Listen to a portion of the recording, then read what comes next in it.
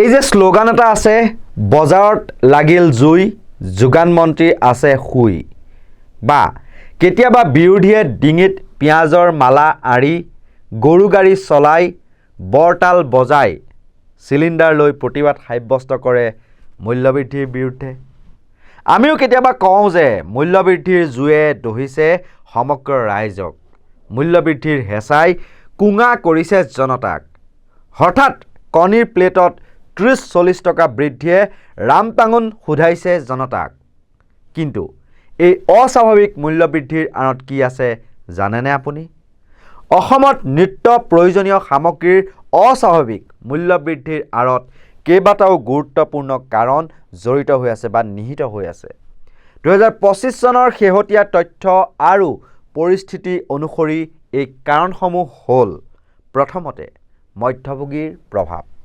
কৃষকৰ পৰা গ্ৰাহকলৈ সামগ্ৰী আহি পাওঁতে মাজত থকা মধ্যভোগী বা দালালসকলে বৃহৎ পৰিমাণৰ মুনাফা লুটে।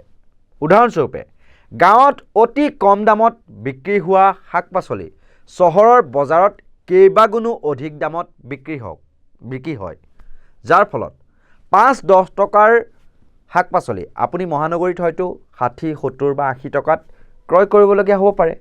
দ্বিতীয়তে, চিণ্ডিকেটৰ ৰাজত্ব। ৰাজ্যত বিভিন্ন খণ্ডত বিশেষকৈ তামোল পাণ, ব্ৰইলাৰ মুৰ্গী, কণী আৰু সা সামগ্ৰীৰ পৰিবহণত অবৈধ চিণ্ডিকেটৰ প্ৰভাৱ থকাৰ অভিযোগ উঠিছে। এই চিণ্ডিকেটসমূহে বজাৰত কৃত্ৰিম নাটনিৰ সৃষ্টি কৰি দাম বৃদ্ধি কৰে। অৰ্থাৎ সামগ্ৰীৰ অস্বাভাৱিক মূল্যবৃদ্ধিৰ অন্যতম কাৰক চিণ্ডিকেট ৰোধ কৰাত চূড়ান্ত ব্যৰ্থ হৈছে বিজেপিৰ চৰকাৰ।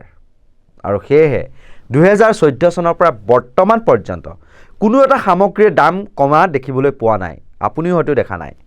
বৰঞ্চ 2 বা 3 পৰ্যন্ত বৃদ্ধি পালে অত্যাৱশ্যকীয় সামগ্ৰীৰ লগতে জীৱনদায়িনী ঔষধৰো মূল্যটো বৃদ্ধি পাই গ'ল। তৃতীয়তে, পৰিবহণ ব্যয়। অসমত ব্যৱহৃত বেছিভাগ খাদ্য সামগ্ৰী বহিৰাজ্যৰ পৰা আমদানি কৰা হয়। ইন্ধনৰ মূল্যবৃদ্ধি আৰু অধিক দূৰত্বৰ বাবে পৰিবহণ ব্যয় বৃদ্ধি পালে সামগ্ৰীৰ দাম স্বাভাৱিকতে বৃদ্ধি পায়। অৰ্থাৎ যেতিয়া পেট্ৰল ডিজেলৰ দাম বৃদ্ধি পাই থাকিব, তাৰ প্ৰভাৱ অন্য সামগ্ৰীৰ মূল্যবৃদ্ধিটো পৰি থাকিব। কিয়নো পৰিবহণ ব্যয় বা বিক্ৰী কৰিবলগীয়া সামগ্ৰী কঢ়িয়াই নিয়া বাহনখনৰ ভাড়া যদি বৃদ্ধি হয়, তেন্তে বজাৰত সেই সামগ্ৰীটো বেছি দামতে যিসকল বিক্ৰেতা তেওঁলোকে বিক্ৰী কৰিবলগীয়া হয়।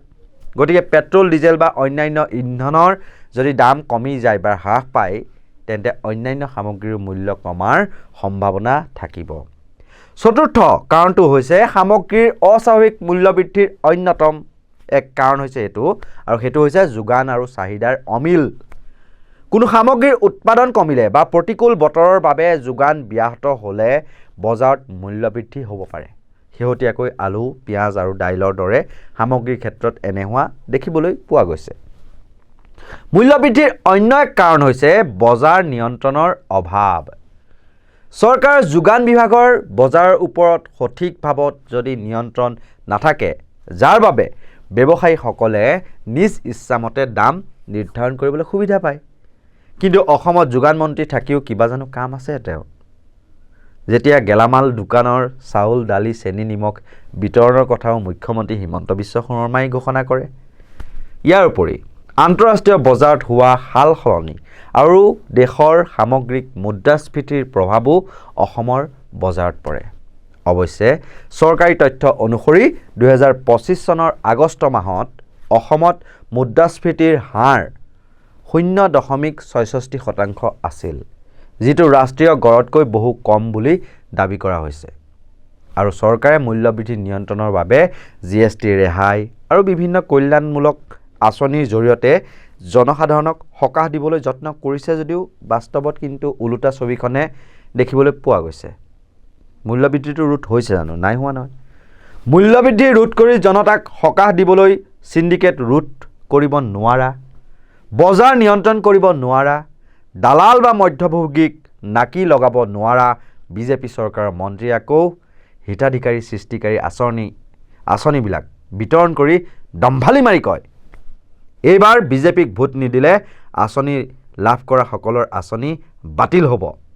বিজেপিৰ বিধায়ক হ'লেহে ৰাইজে আঁচনি পাব।